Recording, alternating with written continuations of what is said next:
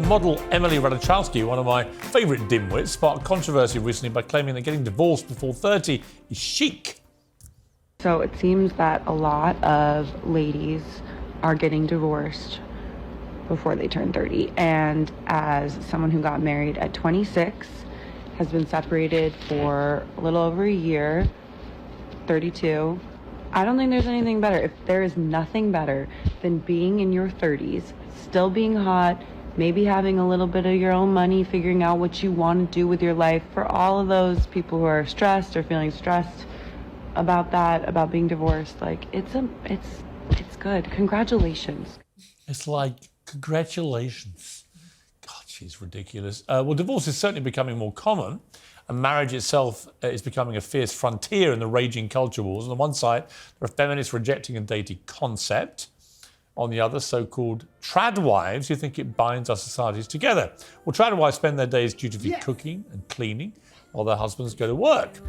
Esther Williams, who's a 25-year-old trad wife, has amassed hundreds of thousands of followers by showing off her trad wife life online. She even gave up her job to be the perfect wife. So is she and others like her saving society, or are they selling out the sisterhood? Well, joining me now is traditional wife and influencer Esther Williams, and in the studio, the socialist and author Grace Blakely and YouTuber Pearl Davis. This might be the best lineup in the history of television for a debate of this nature. So I'm very excited. All right, Esther Williams, let's start with you as the trad wife. Sell it to me. Why do you think we should all go back to having trad wives in marriages? Well, I believe that... I actually don't believe that everyone should be a traditional wife. I think that it is a choice, and I think it's a lovely choice if a woman wants to simply be a wife and a mother, and that's enough for her. And it's a simple way of living with traditional gender roles. It's balanced, and we don't have to do it all as women. I think we've proven that it's possible, but at what cost, right? Right, and in terms of what being a trad wife involves, what do you think it means to be a trad wife?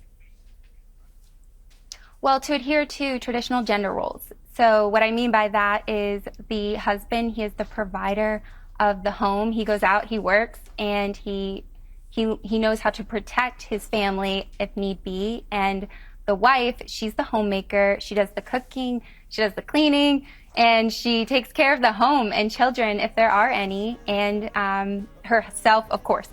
So it's adhering to traditional gender roles. Okay, Grace, I'm sure you thoroughly agree with this, don't you? Look, I mean, what Esther's just said about the fact that women should be able to choose, obviously I completely agree. And, men should be able to choose as well. I think the feminist critique of traditional gender roles and gender ideology isn't that some people like to stay at home and others don't. It's that you shouldn't be bound to pursue a certain life based on the sex that you were born into at birth.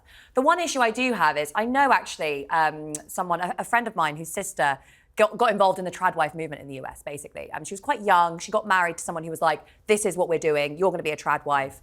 And basically came to regret it. She felt like she'd been controlled, like her life became very small, and she couldn't get out. She couldn't escape because, she'd lost all her friends, and this has become basically her entire life. And it concerns me that sometimes we see this narrative on social media that women have to be a certain way in order to get a husband. So you have to be this particular model of femininity for people to love you. And I think that's really sad, because I don't think anyone should have to shave off any parts of themselves to be loved or to find a husband or, anything like that. All right, Pearl, what do you think? I think it's a good that we're seeing a return to traditionalism. Yeah, I think it's a good thing.